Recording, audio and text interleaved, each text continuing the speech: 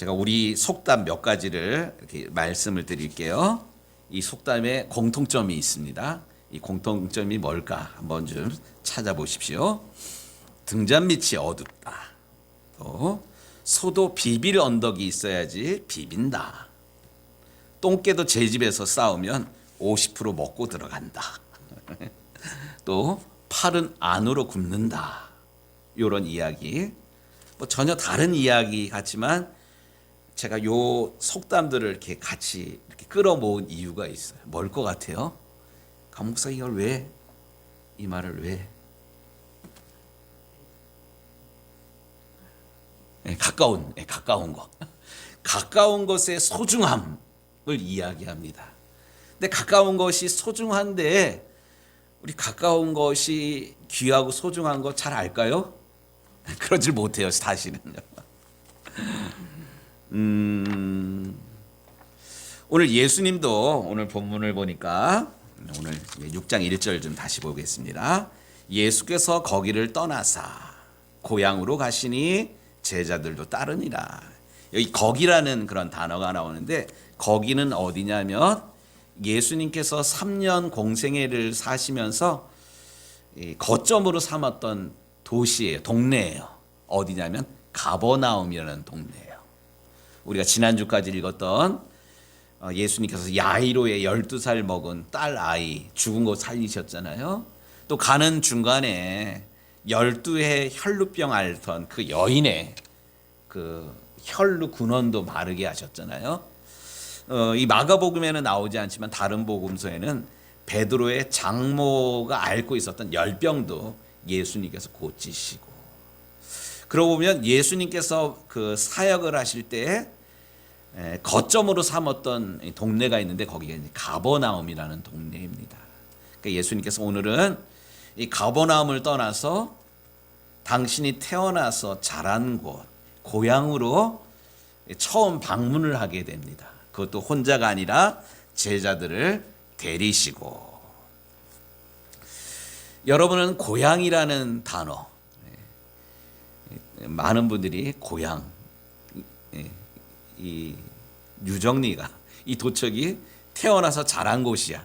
그래서 고향이라는 말의 뜻을 이렇게 확 이렇게 잘 이렇게 느끼지 못하는데 뭐 괜찮아요. 그래도 친정. 우리 이은성 권사님 친정이 어디예요? 저기잖아요. 요 길 따라가다 보면 있는 거기. 우리 문 권사님은 좀 멀잖아요. 담양. 메타세콰이어 길. 좋아요. 우리 박점선 권사님은 지난주에 친정 다녀오셨는데 어쨌든 고향, 친정 뭐 이러면 따뜻한 그런 마음이 있어요. 저도 나의 살던 고향은 저 강원도 산골이에요. 아직 뭐 부모님이 살아계시기 때문에 가능하면 한 달에 한 번 이상 찾아뵈려고 하는데 요즘은 그렇게 잘 되지를 않는데 어쨌든 평창까지 가려면 한 2시간 반 정도 이렇게 가요. 2시간 반 이렇게 운전해 가면 참 애매해. 뭐 3시간 가면 중간에 이렇게 쉬었다 가고 그러는데 2시간도 아니고 2시간 반이면 참 애매해. 쉬기도 뭐하고 안 쉬기도 뭐하고. 그래서 이제 운전하고 가는데 우리 아내가 운전을 사실 못하잖아요. 그러니까 제가 운전하면 우리 아내는 처음에는 눈 뜨고 있다 그다음에 자요. 가다 보면 이제 눈 떠. 근데 저는 이제 2시간 반 이렇게 운전하고 가다 보면 이제 졸지 않으려고 한 1시간 이상 운전하다 보면 사실 좀 피곤하잖아요. 그래가지고 졸지 않으려고 찬송도 이렇게 부르고 또 고향 근처에 가면 꼭 부르는 게 있어요. 나의 살던 고향은 이 노래 부르면서 해가지고 푸른 하늘 은하수 뭐 부르고 뭐 동구박 가수원길 뭐 다 이렇게 부르고 나면 이제 우리 동네에 도착을 하는 그런 거예요. 강길 산길 따라 강길 따라 이렇게 가면서 어린 시절 그런 추억도 뭐 또 이렇게 낙엽이 지는 그런 때 우리 시골 학교에서는요 꼭 요때 했던 게 있어요. 산에 나무하러 가는 거, 불 쏘시게. 그래가지고 토요일 날은 뭐 비료푸대 하나씩 가져가가지고 산에 뭐 등거지, 뭐 솔갱이 뭐 이런 거 해가지고 한 집씩 지고 내려오던 뭐 이런 것도 기억이 나고, 뭐 날 추워지면 토끼 잡으러 갔던 그런 것들, 뭐 어쨌든 계절 따라 고향 가까워지면 추억들이 뭐 일러준 것도 아닌데 막 이렇게 떠올려집니다. 어쨌든 고향은 참 좋습니다. 그런데 예수님도 이렇게 공생애를 시작해서 하나님께서 맡기신 사역을 하시느라고 고향을 떠났다가 고향으로 이제 처음 제자들을 데리고 돌아오셨는데, 금의 한양은 아니라 할지라도 내가 다른 지역에서 복음 전하는 것처럼 우리 고향 동네에서 우리 고향 사람들에게 복음을 전하야겠다는 그런 기대를 가지고 고향에 왔는데, 고향 사람들이 환영을 했을까요? 아니에요. 전혀 환영을 하지를 않습니다. 어제까지만 해도 가버나움에서 사람들이 그렇게 예수님을 환영하고 또 예수님 말씀 들으려고 또 예수님께서 행하신 이적을 기적을 보려고 사람들이 막 구름대처럼 몰려들었는데, 전혀 오늘은 그게 아니에요. 고향 동네에서는요.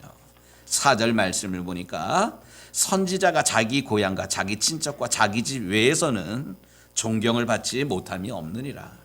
고향 사람들이 배척을 했기 때문에 예수님께서 이런 마음을, 서운한 마음을 가지신 것 같아요. 또 5절 말씀을 보니까 거기서는 아무 권능도 행하실 수 없어 다만 소수의 병자에게만 안수하여 고칠 뿐이었더라. 성경은 이렇게 분명하게 기록을 하고 있습니다. 왜? 고향 사람들이 예수님을 믿으려고 하질 않았기 때문에, 오히려 배척했기 때문에 그렇습니다. 그러고 보면 이 예수님의 고향 나사렛 사람들은 참 바보인 것 같아요. 바보. 예수님을 환영하고 예수님께서 전하시는 말씀을 귀담아 듣고 사모했더라면 예수님께서 고향 사람들에게 그러잖아요. 팔은 어디로 굽어요? 안으로 굽는데 고향에서 더 많은 일들을 생생하게 펼치셨을 터인데 이 바보같이 예수님을 배척하고 있어요. 이 고향 사람들을 가장 잘 이용하는 사람들이 누구일까요? 정치인들이에요. 이제 선거철이 다가오는데, 선거철이 되면 현수막 이렇게 걸고 그럽니다. 도척이 낳은 큰 아들, 큰 정치로 뭐 이런 거, 뭐 우리가 남이가 뭐 이런 말들, 정치인들이 잘 이용하는 그런 말이에요. 제가 괴산에서, 충북 괴산에서 첫 목회를 한 5년 동안 했는데, 괴산이라는 동네는 참 조그만 동네예요. 인구도 많지도 않아. 그런데 이 동네가 참 재밌는 게 도로 포장률이 전국에서 제일 높아. 그 이유가 뭔지 아세요? 이 괴산에 국회의원이 김종호 의원이라는 그런 이가 있어요. 지금 돌아가셨는데 이분이 11, 12, 13, 14, 15, 16 한 뭐 7선, 뭐 6선, 7선을 이렇게 하면서 뭐 국회에서 요직도 하고요. 또 내무부 장관 옛날에 뭐 이러면서 동네 포장을 다 해버렸어. 동네마다. 그래가지고 뭐 이런 데까지 뭐 포장이 돼? 이럴 정도로 옛날에 예를 들어서 이 유정리에서 방돌이 들어가는 도로 차 오면 맨날 여기 뭐 난리가 나거든요. 아침에 이것도 쫙 다 포장을 해버린. 이 정치인들이 표를 잘 얻기 위해서 고향 사람들을 잘 이용하기도 하고 또 동네 사람들 그걸 또 잘 이용을 하기도 했어요. 전국에서 도로 포장률이 제일 높은 시군 이러면 괴산군이 이렇게 나오거든요. 그런데 안타깝게도 예수님의 고향 동네 사람들은 예수님을 배척을 해가지고 결국 예수님은 할 수 없이 고향 동네가 아니라 가버나움이라는 동네에서 복음 전하는 것을 센터로 삼아서 복음을 전합니다. 지금은 뭐 이스라엘 땅이 지금 뭐 전쟁 중이어가지고 성지순례를 언제 갈 수 있을까 뭐 기약을 못 하는데, 저도 몇 년 전에 성지순례를 가 보니까 가버나움이라는 그 지역에 가 보면 The Town of Jesus, 예수님의 도시 뭐 이렇게 적혀 있어요. 거기는 여러 예수님을 기념하는 교회들이, 예배당들이 예수님의 기적을 나타내는 그림들이 참 많은데, 예수님의 고향 동네 나사렛에는 그 어떤 유적도, 예수님이 태어난 뭐 마구간 이런 개념도 없어요. 하나, 이 나사렛에 가가지고 본 거 딱 하나 있어요. 낭떠러지. 왜 낭떠러지? 예수님의 고향 사람들이, 나사렛 사람들이 예수님을 밀어가지고 떨어 죽이려고 밀었던 그 낭떠러지. 여기가 예수님께서 고향 사람들부터 냉대받고 쫓겨다녔던 그런 곳이구나. 참 안타까운 마음. 요즘 개그맨들이 이야기하는 것처럼 참 쓸쓸한 찹찹한 그런 마음으로 나사렛에 갔던 그런 기억이 있습니다. 그렇다면 왜 나사렛 사람들은 이렇게 예수님을 배척했을까요? 환영하지 않고 배척했을까? 오늘 나사렛 사람들의 그 마음이 도대체 어떠했기 때문에 고향 사람인 하나님의 어마어마하신 그런 은혜를 받을 기회가 있음에도 불구하고 이것을 배척하는 어리석음을 범했을까? 한 세 가지로 한번 좀 생각해 보려고 합니다. 먼저 이 나사렛 사람들은, 예수님 고향 사람들은 예수님을 호기심을 채워주는 정도로 예수님을 봤어요. 오늘 본문을 읽어보니까 1절에도 안식일이 되어 2절에 그러잖아요. 고향으로 가시니 제자들로 따르니라 안식일이 되어 회당에서 가르치시니. 예수님이 고향을 방문했는데 마침 안식일이어서 또 다른 지역에서와 같이 회당에서 말씀을 가르치시는데 얼마나 말씀을 잘 가르치셨는지 재미있고 또 사람들 귀에 쏙쏙 이렇게 들리게 됩니다. 그러니까 사람들이 놀랄 수밖에 없어요. 도대체 이런 지혜, 또 이런 능력이 도대체 어디에서 났단 말인가? 우리가 알다시피 예수님은 뭐 학교 다녔다는 그런 기록도 없고 그러는데 어디 가가지고 배워가지고 이렇게 말씀을 잘 가르치시는 거야? 야, 되게 신기하네. 뭐 요 정도로 사람들이 예수님에 대해서 신기해할 뿐입니다. 텔레비전 그런 프로그램처럼 호기심 천국. 예수라는 사람 배운 것도 없는데 뭐 어디 가가지고 이렇게 배워가지고 온 거야? 도대체 뭐야? 뭐 이런 마음으로 예수님에 대해서 궁금해했습니다. 호기심이라는 것, 이 호기심이라는 것 참 소중한 것입니다. 이런 호기심 때문에 과학이 발달되고 문명이 사실 발전합니다.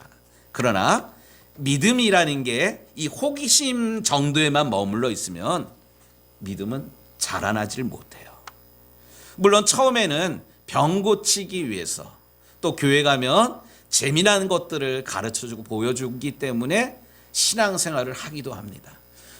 우리가 교회에 처음 나온 게 옛날에 교회 가면 재미난 거, 또 교회 가면 먹을 것이 있어가지고, 또 교회 가면 성탄절날 뭐 발표하는 뭐 이런 것, 이런 재미에 교회에 나왔잖아요.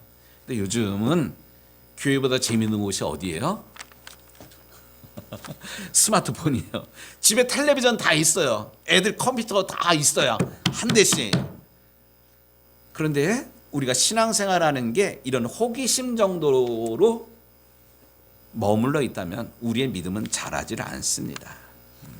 우리의 믿음은 자라나야만 합니다. 처음에는 호기심 때문에 야, 교회 가면 병이 고침을 받는데, 야, 교회 가면 가난했던 사람들도 복을 받는데, 뭐 이런 호기심 때문에 교회에 나온다 할지라도 이 호기심, 문제가 이렇게 해결되는, 또 과학적으로 설명할 수 없는 그런 일들이 실제로 일어나지만 이 현상이 중요한 것이 아니라 하나님은 살아계시고요, 죽은 나사로를 살리신 것처럼 일렁이는 광풍을 말씀으로 예수님께서 고치신 것처럼 문제 너머에 하나님이 살아계시다는 그 사실까지도 우리가 볼 수 있어야만 합니다. 믿음은 자라나야 돼요. 믿음이 자라나야 되는데 믿음이 자라나지 않고 와, 호기심 막 찾기 위해서 기대하고 왔는데 뭐 아무것도 없잖아, 이런 마음으로 머물러 있다면 우리의 믿음은 절대로 자라날 수가 없습니다. 안타깝게도 예수님의 고향 동네 사람들은 예수님을 호기심을 채워주는, 야, 오늘은 무슨 기적을 일으킬까? 뭐 이런 대상으로 예수님을 바라봤기 때문에 예수님을 환영하지를 않았습니다. 두 번째, 예수님의 고향 동네 사람들은 왜 예수님을 환영하지 않았을까? 예수님에 대한 편견이, 선입관이 있었기 때문에 이것을 극복하지 못하였습니다. 3절 말씀에 이 사람이 마리아의 아들 목수가 아니냐, 또 야고보와 요셉과 유다와 시몬의 형제가 아니냐, 그 누이들이 우리와 함께 여기 있지 아니하느냐고 예수를 배척한지라. 이 무슨 말입니까? 예수? 내가 걔 어떻게 태어났는지 알아, 뭐 이런 거예요. 여러분들 아시다시피 요셉이랑 마리아랑 정혼한 그런 상태에 마리아가 임신을 했잖아요. 처녀가 임신을 해도 이유가 있다 그러잖아요. 이게 우리 속담이잖아요. 야, 예수 어떻게 태어난지 우리가 다 알아. 야, 요셉이 아버지가 아니야. 그러면 뭐야? 이 마리아는 부도덕한 여자야. 뭐 이런 개념이 믿지 않는 이 동네 사람들에게는 있었습니다. 뿐만 아니라 여기에 예수님의 형제들 이름이 잔뜩 나와요. 야고보와 요셉과 유다와 시몬과 뭐 이런 이야기들. 이게 예수님의 12제자가 아니에요. 예수님의 형제들 이름이에요. 우리식으로 얘기를 하면, 야, 가난한 집 애들만 잔뜩 난다 그러더니 요셉 일찍 죽으면서 애들만 이렇게 잔뜩 낳잖아. 아유, 가난한 집, 아유, 저 애들 어떻게 다 커? 이런 마음으로 지금 예수님을 보고 있어요. 뿐만 아니라 그의 누이들이 우리와 함께 있지 아니하냐. 무슨 말입니까? 그 누이들이 우리 동네에 있는데 별 볼 일 없는 집이야. 야, 별 볼 일 없는 집에서 무슨 선한 것이 나겠느냐. 예수님의 고향 동네 사람들이 나사렛에서 무슨 선한 것이 나겠느냐. 예수님에 대해서 선입견을 가지고 예수님께서 하나님의 아들이시며 또한 하나님의 능력으로 지금 이적과 기적과 하나님 나라 복음을 선포한다는 것을 인정하지를 않으려고 합니다. 선입견이라는 게, 첫인상이라는 게 참 중요한 건데, 이 첫인상을 우리가 이렇게 부정하게 생각을 하면 그 사람이 아무리 옳고 좋고 바르다 할지라도 선입견이 딱 들어버리면, 편견이 생기면 그 사람이 하는 말이 콩으로 매주를 쓴다 그래도 안 믿는 게 우리 인생이에요. 미국의 UCLA의 의과대학 교수님이 이제 졸업반 학생들을 앞에 두고 이런 이야기를 합니다. 여러분들 한번 좀 생각해 보십시오. 아버지가 매독균에 걸려 있고 엄마는 폐결핵 환자예요. 이 아버지와 어머니 사이에 여러 명의 아들이 태어났는데, 첫째 아이는 매독균에 걸렸고, 둘째 아들은 이미 병들어서 죽었고, 셋째 아들은 부모님의 병 때문에 귀머거리가 되었고, 넷째 아들은 결핵 환자입니다. 근데 이 엄마가 또 임신을 했어요. 여러분들이 의사 선생이에요. 여러분들이 의사 선생이라면 이 태중에 생긴 이 아이 어떻게 하겠어요? 의사 선생님이 이렇게 물었어요. 이 교수님이, 우리 정한규 집사님, 이거 어떻게 해야 돼요? 아버지가 매독이고 엄마가 폐결핵이고 이 집 애들이 짝짝짝짝 다 어떤 정상적이지를 않아. 근데 다섯째를 또 가졌어. 이거 어떻게 해야 돼? 신한철 권사님, 이거 어떻게 해야 돼요? 지워야죠. 네. 학생들이 그랬어요. 당연히 지워야죠. 그랬더니 이 교수님이 뭐라 그러는 줄 알아요? 여러분들은 지금 베토벤을 죽인 것입니다. 베토벤이 귀머거리였잖아요. 사실 이 베토벤의 아버지가 매독 환자였어요. 엄마가 폐결핵 환자였고요. 그의 첫 번째 형은 이 아버지의 그 매독균이, 아이의 잘못은 사실 아니에요. 매독균에 걸렸고, 둘째는 벌써 병들어 죽었고, 셋째는 귀머거리가 됐고, 넷째 아이도 폐결핵이야. 당연히 이 아이 지워버렸어야 돼요. 근데 그 엄마가 이 아이를 지우질 않았어요. 사랑으로, 정성을 다해서 이 아이를 길렀는데 이 아이가 결국 누가 된 거예요? 베토벤. 꽝꽝꽝꽝. 운명이. 그러니까 선입견이라는 게 판단하면 우리가 선입견을 가지고 판단하는 게 옳은 것 같지만 결국 우리가 행할 수 있는 선입견의 위험을 이야기하는 아주 중요한 이야기입니다. 신앙생활도 마찬가지예요. 여러분들 오랫동안 신앙생활했기 때문에 오늘 마가복음 6장 예수님 고향에서 환영받지 못했네. 이 본문만 들어도 우리는 다 견적이 나와. 오늘 강 목사님이 우리 목사님이 뭔 설교할지 우리 윤성 원장님 다 알았었잖아요. 다 안단 말이에요. 저녁마다 뭐 기도회 하는데 기도회 좀 나오세요. 이러면 아유 뭐 다 알아요. 뭐 은혜 받으려면 기도해야 되고 뭐 말씀 읽어야 되고 전도해야 되는 거 다 알아요. 알면서 안 나오잖아요. 기도해야 된다는 것 알면서도 나오지를 않습니다.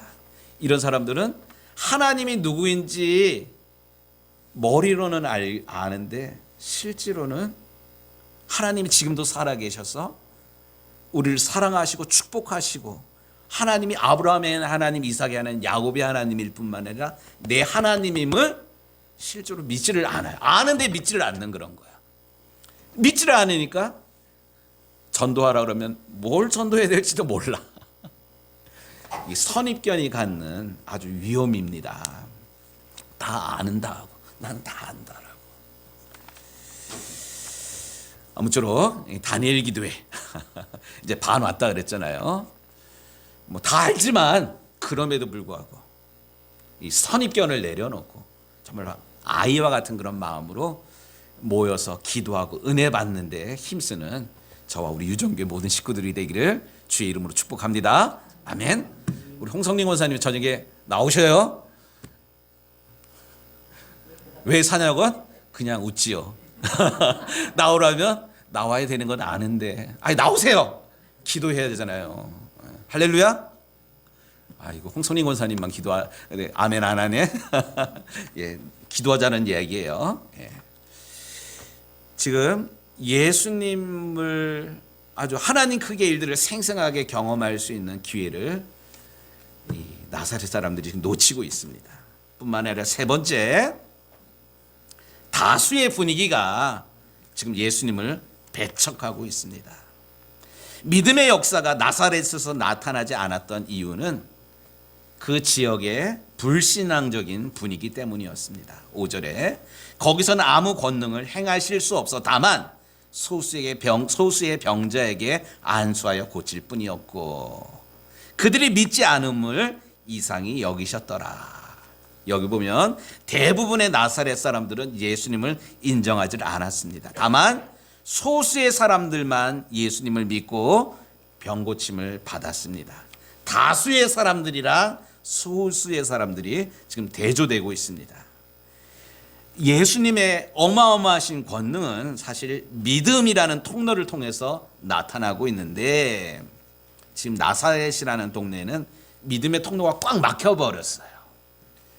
우리 하나님은 아무리 능력이 많으신 분이시지만 믿음이 없는 곳에서는 기적을 일으키시질 않으셨습니다. 능력이 없기 때문이 아니에요. 파이프가 막혀 있는데 어떻게 일들을 행하십니까?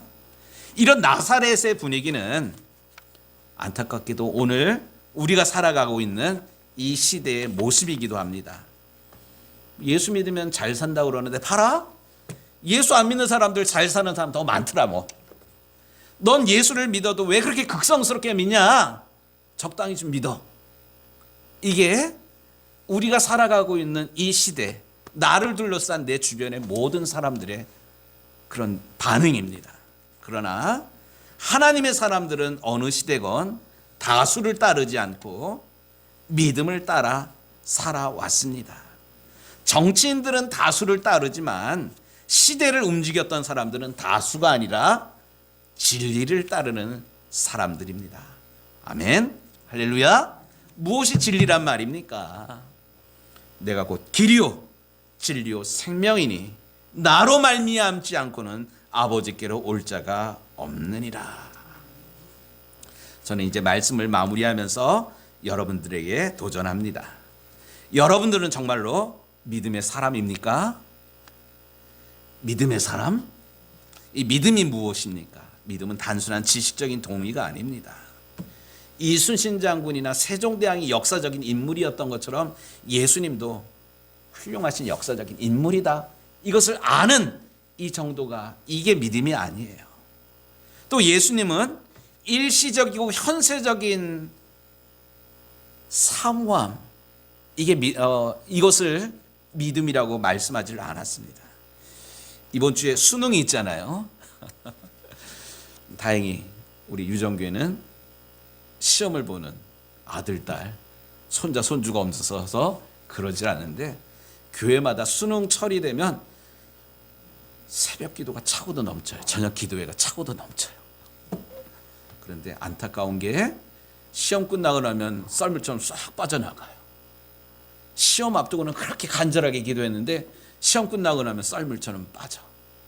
이게 일시적이고 현세적인 믿음이라는 거예요.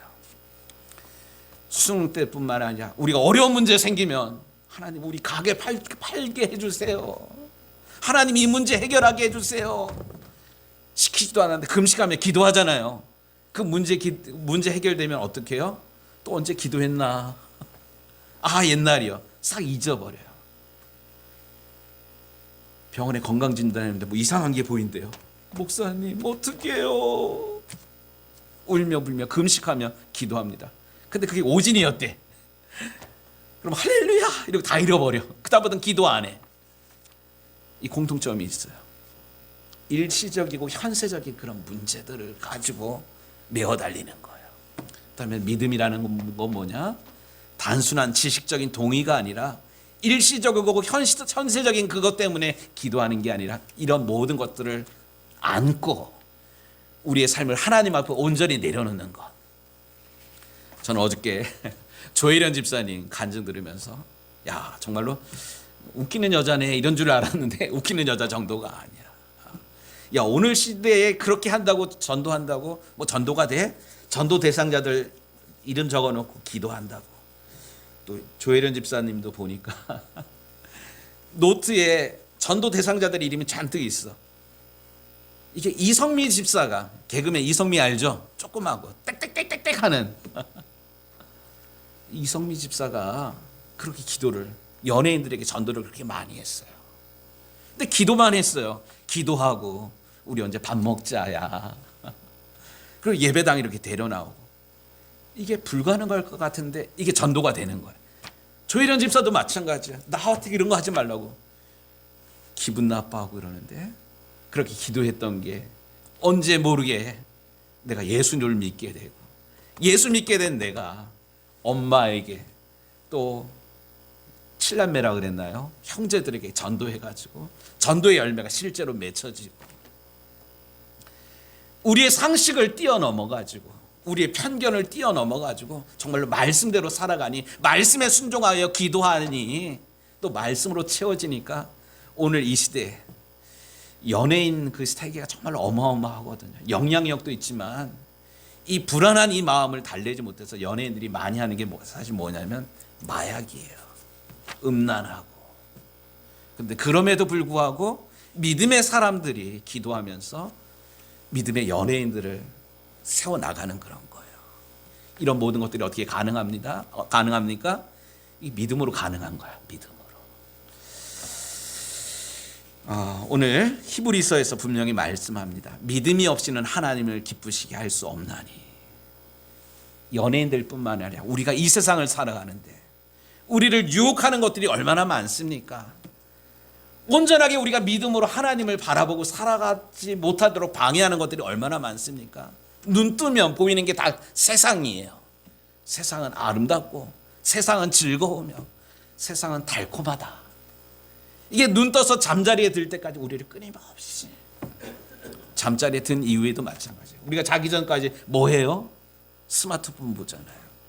자면서도 우리가 수면을 취하는 게 아니라 우리가 조금 전까지 봤던 이 세계가 우리를 단잠 자지 못하도록 불안하게 하고 아침에 일어나서 또 다른 것들을 추구하게 하는 게 이 세상이에요. 믿음이 없이는 하나님을 기쁘시게 도저히 할 수가 없습니다. 그렇기 때문에 하나님께 나아가는 자는 반드시 그가 계신 것과 또한 그가 자기를 찾는 자들에게 상 주시는 이심을 믿어야 할지니라. 우리가 믿음으로 다시금 믿음으로 결단하고 하나님께서 기뻐하시는 인생을 다시금 출발하는 저와 우리 유정교회 모든 성도들이 되시기를 우리 주님의 이름으로 축복합니다. 아멘.